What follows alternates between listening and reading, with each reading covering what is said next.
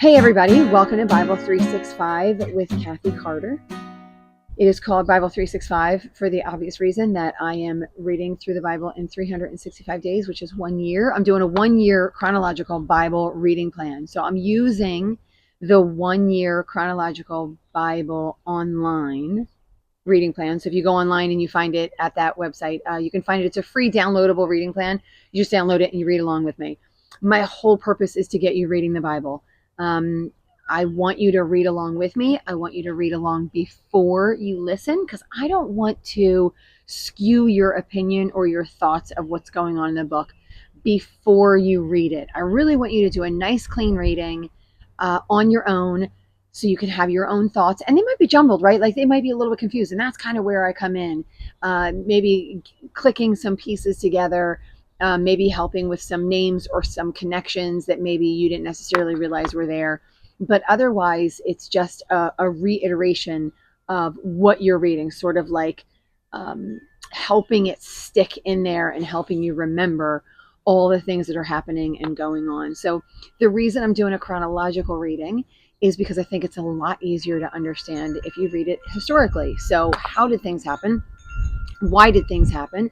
Who is the God that did all of these things? Why does he matter? And why do we worship him? Why do we love him and follow him? Right? Like this is the whole point and purpose of me doing this reading. So not a whole lot going on today. Today we are in the book of Joshua. So our reading it's day 89. And it is for those of you who are following along with the calendar. So if you started this reading plan, my neighbor's dog, if you started this reading plan on January 1st, today will be March 29th. And so it's day 89, March 29th. And this is Joshua 1949 through 2145. And 1 Chronicles 6:54 through 81. 1 Chronicles is repeating almost verbatim what happens in Joshua. And so 1 Chronicles is a chronicler, so somebody is chronicling all the things that they have learned historically all about. And we did a little bit in 1 Chronicles all the way back in the book of Genesis, but not too much, and I didn't really talk about it too much. We're not really sure who the authors are of the book of Chronicles, but what we know is that they chronicle all of the historical information of the Israelites. And so somebody has written down all of the things that people need to know, that the Israelites need to know about their clan. I believe that it was written, although again, don't necessarily know 100% for sure, that it was written after they were taken over, and then they came back so after they were taken over by the Babylonians and the Assyrians, and then they came back and they reestablished their land. And so that this was written at that time. So this person had a lot of the information already, and so they were just kind of putting it historically into one book. So we are in the book of Joshua.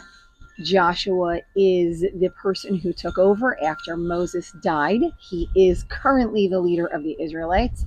He has, through war, brought the Israelites over into the land of Canaan. Canaan had many, many different other people in there, and those people have mostly been destroyed by the Israelites, although not completely. If you remember in our, maybe yesterday or the day before's reading, there are some Canaanites still in the land.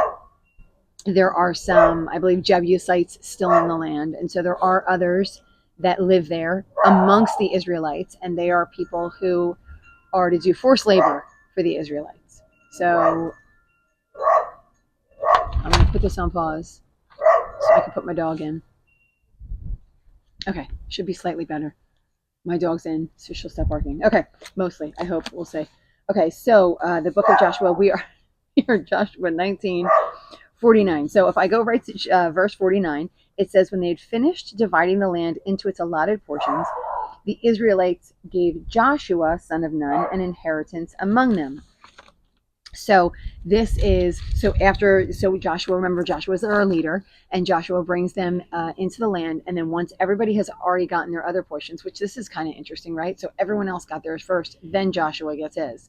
So being the leader, he didn't actually get the first pick, even though he also was one of those people that God said is going to live those 40 years in the wilderness. but he didn't get a first pick in this. So he actually is getting last pick right before the Levites.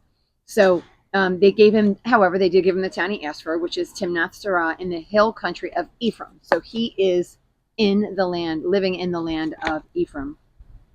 And these are the territories that Eleazar, Joshua, and the elders gave to everybody. So this is sort of that like finishing sentence that God follows up to say, all of these things were given, and then he just reiterates for them that these are the areas that were given, and all the 12 tribes at this at this point, plus Joshua, plus Caleb, right? They have all been given their allotted land. So a lot of the other people that we met as well. So then from there it goes to 21. It says, the Lord said to Joshua, tell the Israelites to designate the cities of refuge. If you guys remember, I believe it was in the book of Leviticus, although possibly in Deuteronomy, maybe in both. But there needs to be cities of refuge. So where people who have unintentionally murdered someone have a place to go, so someone will not like take out a blood oath on them. So they are actually to be protected in these cities. And so they pick these cities, and it looks like 3 of them I know that we get in the east of the Jordan, and 3 we get west of the Jordan. And so in these towns, I thought this was just really interesting because I thought about, I know these movies that we used to see. I mean, obviously I live in the 21st century. So we don't have this anymore. I don't think, where people run to the church and are protected. But I know I've seen movies where, and I even want to say like the Hunchback of Notre Dame, but don't quote me on that, but where these movies are that people would go to the church and be protected. It was like a sanctuary where people could be protected in the church, and the church couldn't give them up. And so they could go in whenever they had done whatever they did. They would run to the church, and they would be able to stay in the church kind of until and the church wasn't forced to give anybody over to the authorities.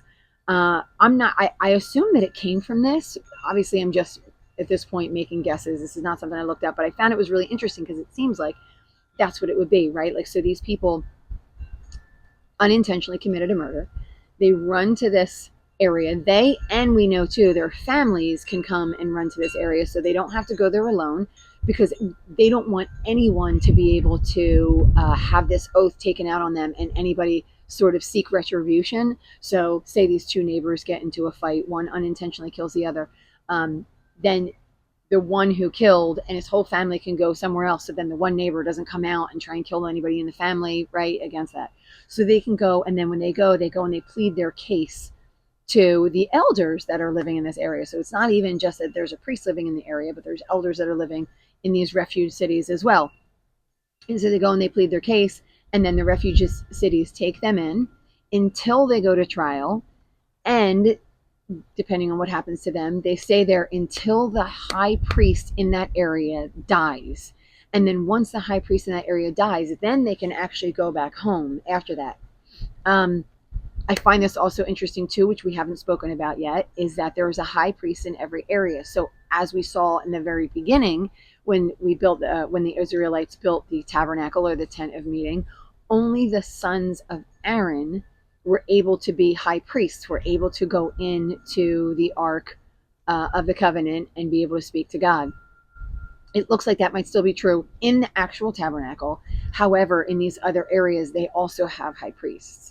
And so I'm sure we'll find out a little bit more about what that might look like. But as of right now, it just says that there are high priests in the area. So anyway, so the sanctuary cities, the people get to live there.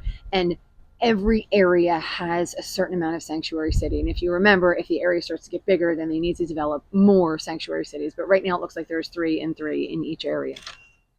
And so I want to move on from that. So in verse 7, they set apart Kadesh in Galilee in the hill country of Naphtali, Shechem in the hill country of Ephraim, and Kiriath Arba in the hill country of Judah, east of the Jordan. And then they designated Bezer in the wilderness on Reuben, Ramoth in Gilead, the tribe of Gad, and Golan in Bashan, the tribe of Manasseh. So, and then it says in verse 9, any of the Israelites or any foreigner residing among them who killed someone accidentally could flee to these as well.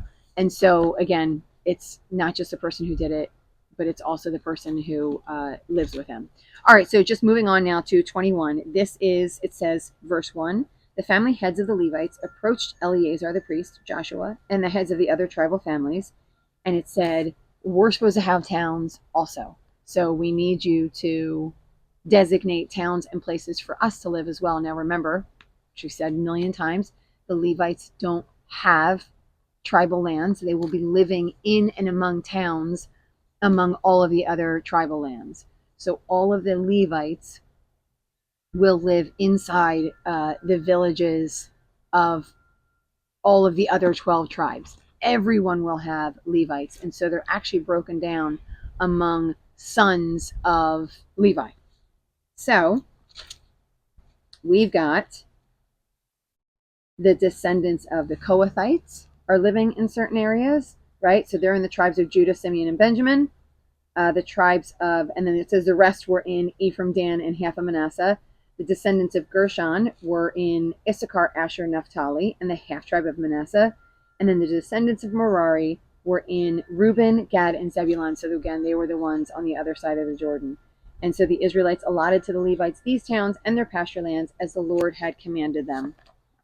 And so every town every town that the Levites lived in had a town and a pasture land around them where they could have animals and other things. That's it for today. So it's a really short one. It's really just about putting the Levites where they belonged, given the promise that God gave to them. So taking the promise that God gave to them as part of their land. And that's where we're ending for today. So it was a short one. I don't know how short tomorrow will be, but we'll see. And if you have found this to be a blessing, I want you to like it, share it, subscribe to the channel, and keep reading. So the whole point is to keep reading, and then I will see you guys tomorrow.